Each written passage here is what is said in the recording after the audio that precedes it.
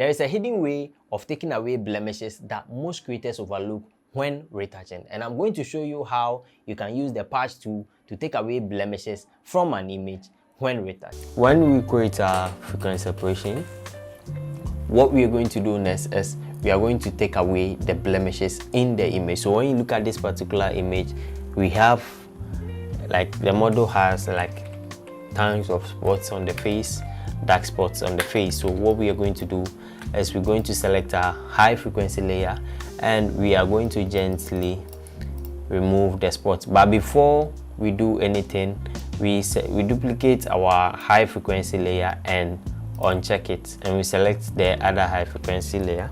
The reason why I have duplicated the high frequency layer is just in case I mess with the textures, I can easily go back to recover the textures. That's why I duplicate the high frequency.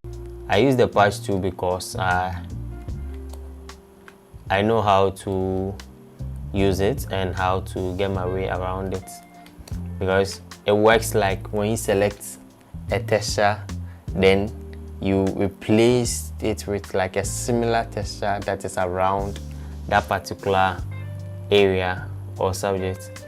Okay, so like this side, for instance, I select somewhere beneath the eye. We have these dark spots over there. Great.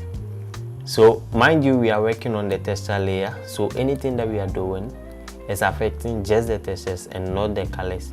So even though we remove the hot textures which contains the dark spots from there, but we will still get color variations because we've not touched our color layer yet. Okay, all right, so let's go just like that.